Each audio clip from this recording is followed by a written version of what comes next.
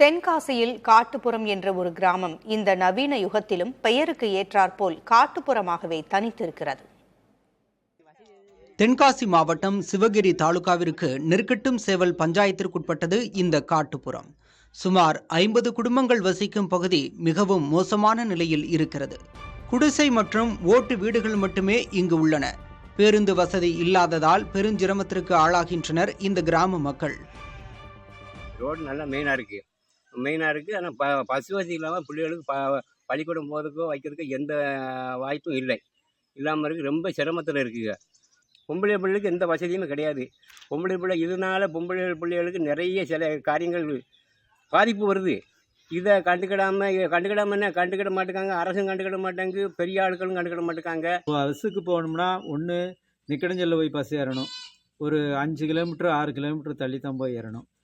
இல்லாட்டா பனையூரில் போய் 4 kilometre 5 kilometre இருக்குது. இதில் போய் தான் பஸ்ஸு எங்கே போனாலும் பஸ் ஏற வேண்டிய சூழ்நிலை இருக்குது. இப்போ ஆஸ்பத்திரி போனாலும் தலவங்கட்டை போகணும், அது ஒரு 10 கிலோமீட்டருக்கு மேலே இருக்குது. இல்லை கரிவலம் போனாலும் 12 கிலோமீட்டர் தூரத்தில் இருக்குது.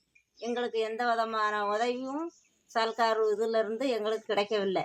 பிள்ளைகள்லாம் நாங்கள்லாம் நடந்து தான் போய்கிட்டு இருக்கோம், வந்துக்கிட்டு இருக்கு. ஒரு கடைக்கு போகணும்னாலும் ஒரு வசதியும் இல்லை.